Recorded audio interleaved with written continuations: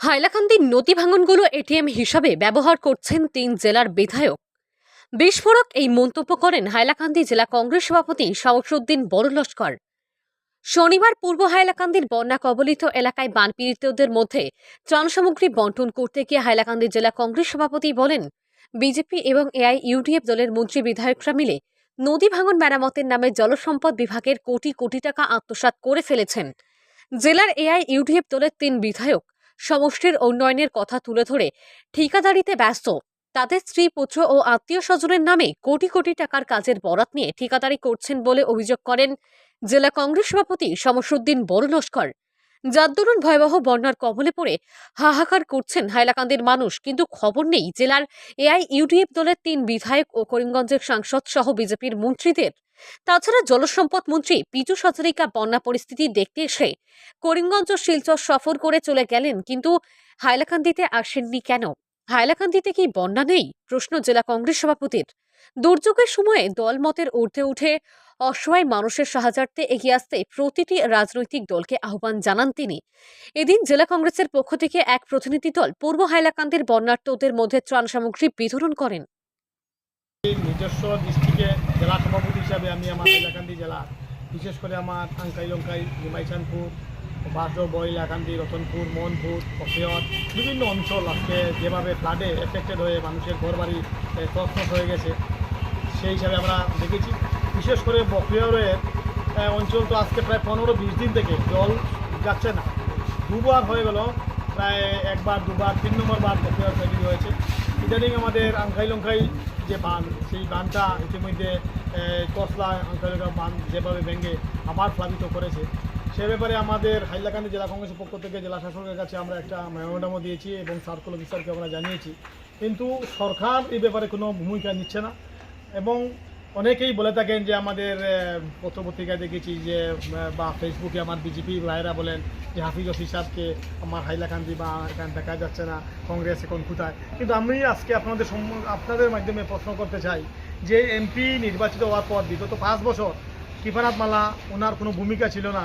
আর বর্তমান যে আরও নতুন করে নির্বাচিত হয়েছেন, কিন্তু উনি আজ পর্যন্ত বিজেপির পক্ষ থেকে বা এমএলএ, ইউডিএফের এমএলএ, বিজেপির এমপি হওয়ার পর কোনো মানুষের খবর নেননি। আজকে 10-15 দিন পর আজকে উনি মাটিজুড়ি দিয়ে ওনার একবার দেখা হয়েছে, উনি নিজে গিয়েছেন এমপি খালি হাতে কিছু নেই। উনি এমপি হয়েছেন, মানুষের উজাড় করে ওনাকে ভোট দিয়েছে, কংগ্রেসকেও ভোট দিয়েছে। যদিও আমার করিমগঞ্জে ভোট কম পাওয়ার জন্য আমরা কংগ্রেসের হাফিজ ওসি সাহেব নিজে পরাজিত হয়েছেন, কিন্তু উনি জনগণের পাশে আছেন। ওনার পক্ষ থেকে আমরা যাচ্ছি, আমার জেলা কংগ্রেসের বিভিন্ন স্তরে পদাধিকারী যাচ্ছেন, করিমগঞ্জে আমরা খবর নিচ্ছি। কিন্তু আসাম সরকারের মন্ত্রী পীযূষ হাজারিকা করিমগঞ্জ সফর করে গেছেন, শিলচর গেছেন, কিন্তু হাইলাকান্দিকে ওরা উপেক্ষা করছে।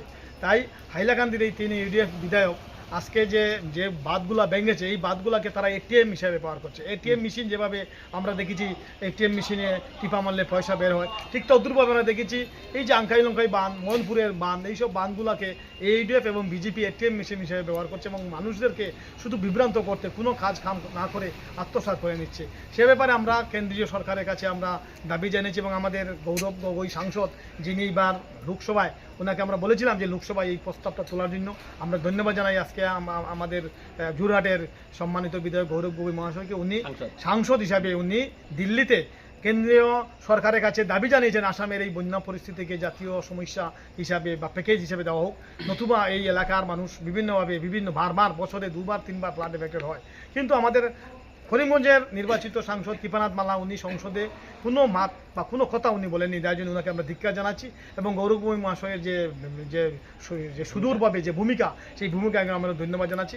আমার আসাম প্রদেশ কংগ্রেস কমিটির সভাপতি ভূপেন কুমার বরা, উনিও বিভিন্নভাবে আমাদেরকে যে সাহায্য করা লাগে, যেটি করা লাগে উনি করেছেন।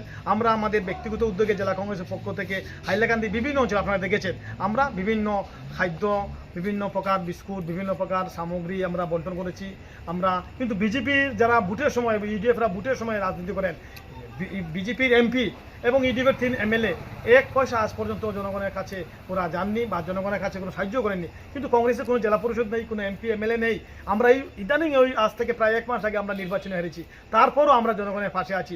আগামী দিনও কংগ্রেস জনগণের পাশে থাকবে। আমরা শুধু রাজনীতি এবং ভোটের জন্য রাজনীতি করি না, হিন্দু মুসলিম বৌদ্ধ খ্রিস্টান সকলের পাশে আমরা আছি। কিন্তু এইডিএফের এই ভূমিকা এবং বিজেপি সাংসদের এই ভূমিকায় ধিক্কার জানাই এবং আগামী দিন আমরা পঞ্চায়েত নির্বাচন বা বিধানসভা নির্বাচনে আমার মনে হয় জনগণ যেভাবে দুঃখ দুর্দশা দিন কাটাচ্ছে এবং এইসব নির্বাচিত জনপ্রতিনিধিরা মানুষের পাশে যাচ্ছে না, কিন্তু নির্বাচন যখন আসে এইডিএফ এবং বিজেপি তারা নিজেরা এক হয়ে যেভাবে সাম্প্রদায়িক রাজনীতি করেন, কিন্তু আজকে বন্যার সময় আজকে তাদের কোনো দেখা নেই। তাই আমরা সর্বস্তরে মানুষের পাশে যাচ্ছি। আজকে প্রায় 7-8টা বাঙ্গন পরিদর্শন করেছি, 7-8টা জিপিতে আমরা গেছি। বিভিন্ন রাস্তা আজকে আমার সরাপাট্টার এখানে একটা রাস্তা ভেঙে গেছে, হ্যাঁ, এমএলএ বিধায়ক জাকির হোসেনের পিছনে এক রাস্তাটা প্রায় 3 কোটি টাকা খরচ করা হয়েছিল, কিন্তু সেখানে আজকে রাস্তা বিচ্ছিন্ন, মনপুরের রাস্তা বিচ্ছিন্ন, বখরুয়ারের রাস্তা বিচ্ছিন্ন, মানুষের ঘর বাড়ি ভেঙে গেছে। কিন্তু আমি আপনাদের সঙ্গে একটা কথা বলতে চাই, 2018 সালে 40 কোটি টাকা ধার্য হয়েছিল, আজ পর্যন্ত মানুষ, সেই অসহায় মানুষ, বন্যাপীড়িত মানুষের ঘর বাড়ির যে ক্ষতিপূরণ আজ পর্যন্ত পাননি। তাই আমরা জেলা শাসকের কাছে অনুরোধ জানিয়েছি এবং আগামী সোমবার আমরা ওনাকে একটা মেমোরান্ডাম দেবো যে এই যে ফ্লাডে যে মানুষের যে ক্ষতিগ্রস্ত হয়েছে, রাস্তাঘাট, পানীয় জলের প্রকল্প, মানুষের ঘর বাড়ি, এইসব যাতে অতি দ্রুত কেন্দ্রীয় সরকারের সঙ্গে যোগাযোগ করে এই মানুষদের যদি ক্ষতিপূরণ দেওয়া না হয়, 2018 সালের মতো এবারও যদি মানুষের 2024 সালের এই বন্যাপীড়িত মানুষদেরকে সাহায্য করা না হয়, তাহলে আমরা মানুষদেরকে নিয়ে, জনসাধারণকে নিয়ে আমরা বৃহত্তর আন্দোলনের দিকে আমরা এগিয়ে যাব। তাহলে গাফিলতি তৎকালীন রাজ্য সরকার আমাদের তখন আমাদের যে সরকার ছিল সেই সরকারে বিভিন্ন বাঁধ মেরামত করেনি, শুধু বালি পাথর দিয়ে ফেলে রেখেছিল, যার দরুন 2018 সালে ভয়াবহ বন্যা হয়েছিল। শিলচর হয়েছিল 21 সালে আর হাইলাকান্দি 2018 সালে।